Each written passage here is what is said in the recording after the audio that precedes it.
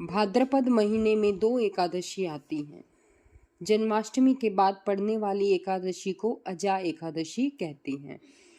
इस साल अजा एकादशी 19 अगस्त को मनाई जा रही है। अगर आप भी एकादशी व्रत रखते हैं तो व्रत की यह कथा अवश्य ही पढ़ें। व्रत कथा के बिना एकादशी व्रत संपूर्ण नहीं माना जाता। पुराणों के अनुसार एकादशी का महत्व स्वयं भगवान श्री कृष्ण ने धर्मराज युधिष्ठिर को बताया था। कृष्ण बोले, भादो मास के कृष्ण पक्ष की एकादशी का नाम अजा है। इसका महत्व गौतम मुनि ही जानते हैं। भाद्रपद मास के कृष्ण पक्ष की एकादशी का नाम अजा है। वह सब पापों का नाश करने वाली बताई गई है। जो भगवान केशव का पूजन करके इसका व्रत करता है उसके समस्त पाप नष्ट हो जाते हैं। पूर्व काल में हरिश्चंद्र नामक एक विख्यात चक्रवर्ती राजा हुए थे, जो समस्त भूमंडल के स्वामी और सत्य प्रतीक थे।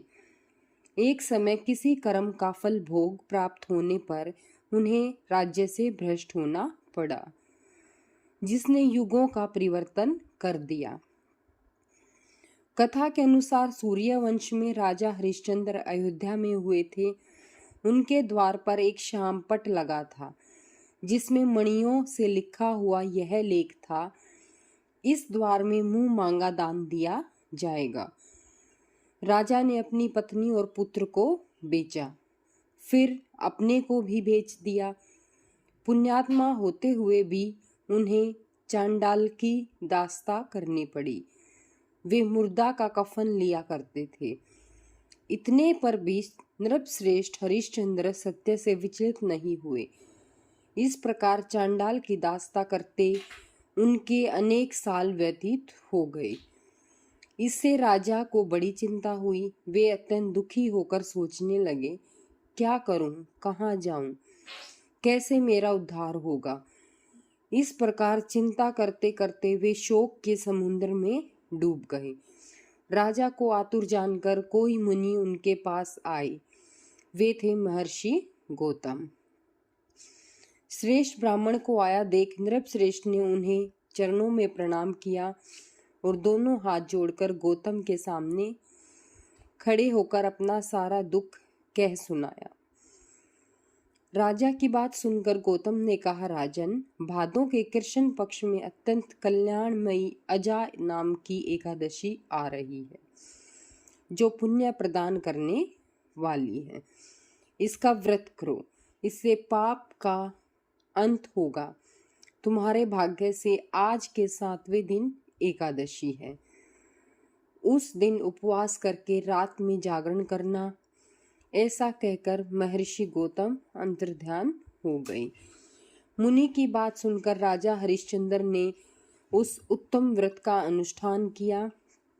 उस व्रत के प्रभाव से राजा सारे दुखों से पार हो गए। उन्हें पत्नी का सन्निधान और पुत्र का जीवन मिल गया। आकाश में धुंदुबियां बज उठी। देवलोक से फूलों की वर्षा होने लगी। एकादशी के प्रभाव से राजा ने अकंटक राज्य प्राप्त किया और अंत में वे पुरजन और परिजनों के साथ स्वर्ग को प्राप्त हो गए। राजा युधिष्ठिर, जो मनुष्य ऐसा व्रत करते हैं वे सब पापों से मुक्त हो स्वर्गलोक में जाते हैं। इसके पढ़ने और सुनने से भी अश्वमेघ यज्ञ का फल मिलता है। प्रदोष व्रत का दिन इसके पश्चात होता है। अजा एकादशी व्रत हिंदू धर्म में बहुत ही खास है। एकादशी व्रत के दिन कुछ चीजों का दान अत्यंत आवश्यक माना गया है, जबकि कुछ चीजों का दान करने की मनाही है। जानिए एकादशी के दिन क्या दान करें और क्या नहीं। हर साल भाद्रपद माह के कृष्ण पक्ष की एकादशी को अजा एकादशी व्रत रखते हैं। एकादशी के दिन भगवान विष्णु की विधि विधान से पूजा की जाती है।